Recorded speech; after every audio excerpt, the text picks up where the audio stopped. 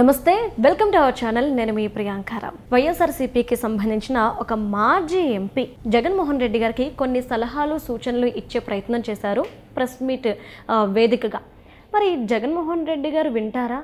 అసలు ఈ ఎంపీ మాట్లాడిన మాటలేంటి, అసలు ఆయన ఉద్దేశం ఏంటి అనేది ఈ వీడియోలో తెలుసుకుందాం. దీని గురించి మనతో మాట్లాడడానికి ప్రముఖ political analyst and social activist Krishnakumari గారు ఉన్నారు. ఆవిడని అడిగి తెలుసుకుందాం.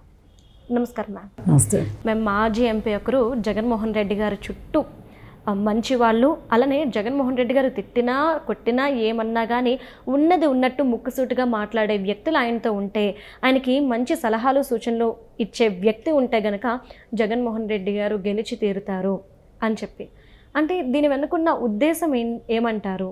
మేకపోటి రాజమోహన్ రెడ్డి గారు సీనియర్ కాంగ్రెస్ లీడర్, వ్యాపారవేత్త కూడా. అయితే నెల్లూరు రాజకీయాల్లో ఆయన ప్లేస్ ఆయనకుంది. ఆయనకి 2 కొడుకులు, ఒక కొడుకు పాపం ప్రమాదవశాత్తు చనిపోయాడు. అతను ఎమ్మెల్యేగానో ఏమో చేశాడు, వాళ్ళ అబ్బాయి కూడా. అయితే ఈయన ఫస్ట్లో కాంగ్రెస్ ఎంపీ. ఓకే. అయితే కాంగ్రెస్ ఎంపీకి రాజీనామా చేసి జగన్ వెంట నడిచాడు ఆయన. ఎందుకు అంటే ఒక యువ రక్తం, పార్టీని ముందుకు తీసుకెళ్తాడు. కాంగ్రెస్ పార్టీకి ఆంధ్రప్రదేశ్లో పరిస్థితులు బాగలేదు రాష్ట్ర విభజన సందర్భంగా. ఆ ఉద్దేశంతో జగన్తో ఉంటే భవిష్యత్తు ఉంటుంది అని చెప్పి కాంగ్రెస్ పార్టీలో నుంచి వచ్చి ఈ పార్టీలో చేరాడు.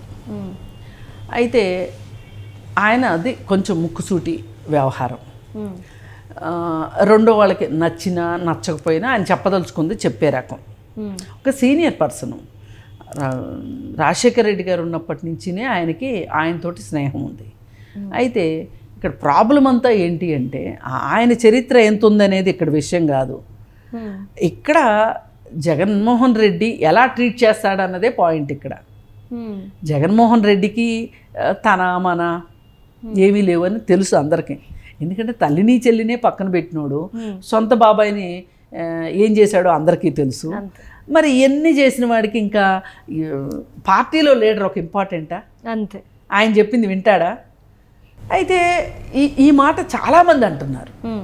ఆయనే కాదు, మేకపోటి రాజమోహన్ రెడ్డి గారు మొదటిసారి మాట్లాడడం కాదు, చాలామంది ఈ కామెంట్స్ చేసి ఉన్నారు. కాకపోతే మేకపోటి రాజమోహన్ రెడ్డి గారికి క్షవరం అయిన తర్వాత వివరం వచ్చినట్టుగా అనిపిస్తుంది. ఇప్పుడు గొంతెత్తి మాట్లాడుతున్నారు. చాలామందికి మనసులో ఇదే ఉంది. అక్కడ ఒక కోటరీ ఉంది, ఆయనకి తప్పుడు సలహాలు ఇచ్చేవాళ్ళు ఎక్కువ మంది ఉన్నారు. ఆ తప్పుడు సలహాల వల్ల ఇవన్నీ నష్టాలన్నీ జరుగుతున్నాయి, పార్టీ ఈరోజు ఇలా అయిపోయింది, ఇలా మాట్లాడుకుంటున్నారు. అయితే నేను ఒకటైతే విభేదించదలుచుకున్నా. మేకపాటి రాజమోహన్ రెడ్డి గారికి ఎంత అనుభవం అన్నా ఉండనివ్వండి, ఎంత రాజకీయ జీవితమైనా ఉండనివ్వండి, ఎంత పెద్ద వ్యాపారవేత్త అయినా అవనివ్వండి, ఆయన అసలు జగన్మోహన్ రెడ్డిని ఎంచుకున్నప్పుడే ఆయన పొరపాటు చేశారు. ఓకే. ఇప్పుడు వాస్తవాలు మాట్లాడితే ఏమొస్తుంది? ఆ రోజు ఆయన వేయాల్సిన స్టెప్ కాదు. ఎందుకంటే ఈయనే కాదు, మైసూర్ రెడ్డి లాంటి వాళ్ళే వేశారు స్టెప్పులు. ఏదో అండపిండ ప్రమాణం ఇక్కడ ఏదో అయిపోతుంది, ఇంకేముంది అనుకున్నారు. అనుకుని అందరూ తప్పులో కాలేశారు. వాళ్ళలో ఈయన కూడా ఒక ఆయన. కాకపోతే మిగతా వాళ్ళు తేలుగుట్టిన దొంగల్లాగా ఊరుకుంటే ఈయన మట్టుకు ఈయనకు కొంచెం ఇండివిడ్యువాలిటీ ఉంది. ఎంత అవునన్నా కాదన్నా ఇండివిడ్యువాలిటీ ఉంది కాబట్టి ఈ మాత్రం మాట్లాడగలుగుతున్నాడు. పైగా ఆయన ఒక హెచ్చరిక కూడా ఇస్తున్నాడు ఈ సందర్భంగా. ఏంటి అంటే, చూడు ఆయన, నువ్వు ఇలా ఉంటే ఇప్పుడు అందరికీ అర్థమైపోతుంది, నేను కాబట్టి నోరు తెరిచాను, మిగతా వాళ్ళు నోరు తెరవట్లేదు, ఇక మన పని ఇంతే, నువ్వు పద్ధతి మార్చుకోకపోతే అని ఆయనకి ఇంకా ఏదో దింపుడుకెళ్ళి ఆశ ఉంది పార్టీ మీద. ఉండి ఆయన ఏదో సలహాలు చెప్తున్నాడు. అంతేమీ లేదు, ఇది మునిగే పడవ అనేది ఆయనకు అర్థమైంది. కాకపోతే ఏంటంటే ఆల్ ఆఫ్ ఏ సడన్ పార్టీలోంచి జంప్ అయ్యారనుకోండి, విలువ ఉండదు కదా. అందుకని ఓ మాట నేను ఎప్పుడో చెప్పానుగా, నువ్వే సరిదిద్దుకోలేదు అనొచ్చు రేపు పార్టీలోంచి వెళ్ళిపోతే. అందుకోసం ముందు జాగ్రత్తగా మాట్లాడుతున్నాడు. ఆయన చాలా ఆలోచన పరుడు మేకపాటి రాజమోహన్ రెడ్డి గారు. ఏది ఏమైనా ఇక్కడ అర్థం చేసుకోవాల్సింది ఏంటంటే, జగన్మోహన్ రెడ్డికి అర్థం అవ్వాల్సింది ఏంటంటే, మనకెవరో చేతబడులు చేశారు, మన మీద ఎవరో కక్ష పూనారు, ఇవన్నీ మానేసేసి చంద్రబాబు నాయుడు కక్ష రాజకీయాలు చేస్తున్నాడు, కక్ష సాధింపు రాజకీయాలు చేస్తున్నాడు, ఇట్లాంటివన్నీ మానేసేసి అసలు మనం ఒక 10 ఏళ్ళు గట్టిగా రాజకీయాల్లో ఉన్నాం. 10-11 ఏళ్ళు లేదంటే 12 ఏళ్ళు వేసుకోండి, 12 ఏళ్ళు గట్టిగా రాజకీయాల్లో ఉన్నాం. ఈ 12 ఏళ్లలో ఏం జరిగింది, నేను చేసిన తప్పులేంటి, నేను చేసిన ఒప్పులేంటి, మంచి ఏంటి, చెడు ఏంటి ఆలోచించుకునే, ఆత్మ పరిశీలన చేసుకునే ఆలోచన ఏమైనా ఉంటే జగన్మోహన్ రెడ్డికి ఇప్పటికైనా కాలం మించిపోయింది లేదు, మంచి జరుగుతుంది. కానీ ఎలుకతోక ఎంత ఉతికినా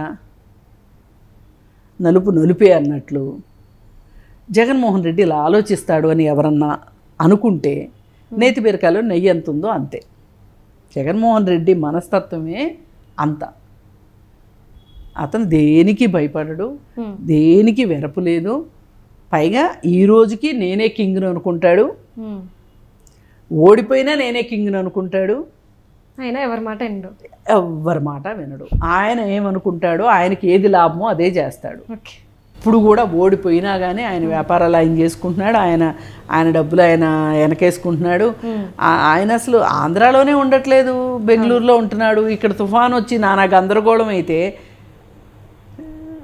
గబాల్ గంటకి 120 స్పీడ్ తోటి ఉన్న కార్లు ఉన్నాయి. ఈరోజు మంచి హైవే ఉంది బెంగళూరు నుంచి, రావచ్చు.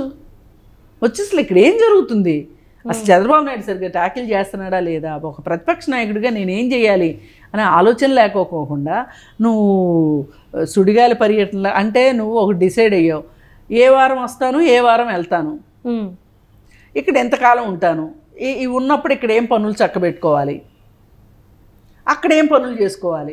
ఇది నీకు ఒక టైం టేబుల్ ఉంది, షెడ్యూల్ ప్రకారమే ఉంటాయి నీ మైండ్లో. ఆ షెడ్యూల్ ప్రకారమే నువ్వు చేస్తున్నావు తప్పితే ఇక్కడ ఆంధ్రప్రదేశ్ అవసరాలకు అనుగుణంగా నువ్వు లేవు.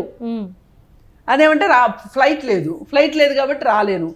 చిన్న పిల్లోడివి, ఎంత వయసు ఉందని కారులో ఎంతసేపు వస్తావు నువ్వు? అంతకుముందు తాడేపల్లి నుంచి తెనాలికి హెలికాప్టర్లు వెళ్ళావు కదా, ఇప్పుడు అవసరం ఉంది అన్నప్పుడు హెలికాప్టర్లో రావచ్చుగా. అంటే ఇప్పుడు డబ్బులు ఈయన ఓన్గా పెట్టుకోవాలి కదా మేడం రాకపోకలకి, అప్పుడు గవర్నమెంట్ డబ్బులు కదా మేడం ఉపయోగించుకుంది. ఇప్పుడు రాజకీయాలంటేనే ఎంతో కొంత ప్రజల కోసం ఆలోచించటం ఉంటుంది. ప్రజలకు నేనేం చేస్తున్నాను, ప్రజల నుంచి నేనేం కోరుకుంటున్నాను, ప్రజలకు నేనేం చేస్తున్నాను అనేది ఉంటే గనక బస్సులో అయినా రావచ్చు. ఇప్పుడు రాత్రి బస్సు ఎక్కితే పొద్దున్నే దిగుతారు విజయవాడలో, బస్సులో తిరగలేవా? బస్సు అయితే ఉందిగా. అది రావాలనుకుంటే కారులో రావచ్చు. నీకు అంత లేబిడి ఎక్కడుంది? ఈ దేశం మొత్తం మీద అత్యంత ధనవంతమైన ముఖ్యమంత్రి ఎవరు అంటే నువ్వే. మరి అలాంటప్పుడు నువ్వు మంచి బస్సు కారులో రావచ్చు కదా. మరి రాలా అంటే ఆయనకు అసలు అవసరం ఇక్కడ ఈ ప్రజలకి నా అవసరం లేదు అని ఆయన అనుకుంటున్నాడు. ప్రజలు కూడా అదే చెప్పారు కదా ఆయనకి, నీ అవసరం లేదు అని. ఆయన కూడా అదే ఒప్పేసుకొని వచ్చి ఏదో తన సొంత పనులు అయ్యో అకౌంట్లు అయ్యో చూసుకోవాల్సినవి ఉన్నట్టున్నాయి, అవి చూసుకున్నాడు, మళ్ళీ వెళ్ళిపోయాడు. అదే అందుకోసం ఏంటంటే ఎంత మాట్లాడుకున్నా నేను మాట చెప్పాను కదా, ఎంత ఉతికినా ఎలుకుతోకే అని అంతే. అందుకని మేకపోటు రాజమోహన్ రెడ్డి గారు చెప్పారా, ఇంకొకరు చెప్పారా, ఏం చెప్పినా ఒక బైబిల్లో ఒక సూక్తి ఉంది. అదేంటంటే సూది బెజ్జంలో ఏనుగు తలనైనా దూర్చవచ్చు కానీ మూర్ఖుడి మనసులో మంచి ఆలోచన చొప్పించలేము అని. అర్థమైందండి? మేకపాటి రాజమోహన్ రెడ్డి గారు ఎంత మంచి మాట చెప్పినప్పటికీ బైబిల్ సూక్తి ప్రకారం మూర్ఖుడి మనసులోకి వెళ్ళదు. Okay, right. Thank you so much. Thank you.